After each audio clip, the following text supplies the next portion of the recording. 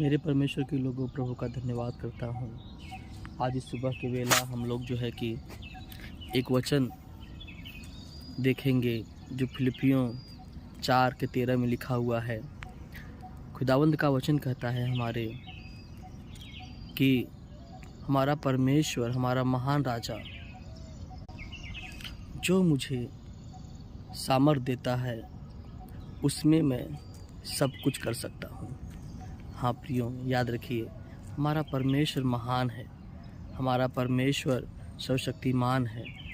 वो हमारा परमेश्वर हमें सामर्थ देता है और उसके सामर्थ्य में हम सब कुछ कर सकते हैं।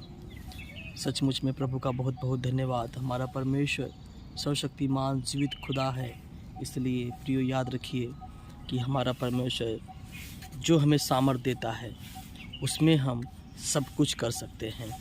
जो हम सोचते हैं, जो परमेश्वर की निगाहों में भी भला है, अच्छा है, प्रभु वो सब कुछ हमारी ज़िंदगी में करेगा। फिर एक चीज़ और याद रखना है, हम कई बार ऐसी चीज़ प्रभु से मांगते हैं जो हमारे परमेश्वर की निगाह में, हमारे परमेश्वर के सोच में वो सही नहीं है। हम उसको भी मांगने की कोशिश करते हैं, तो वो कैसे मिलेगा हमें प्रियो? याद रखिए, इसलिए हम वो चीज़ मांगे जो पवित्र हो, सही हो और हमारे परमेश्वर की निगाह में, सोच में भी सही हो, और विश्वास से मांगे। सच में वो परमेश्वर करने वाला है। याद रखना है हम लोगों को।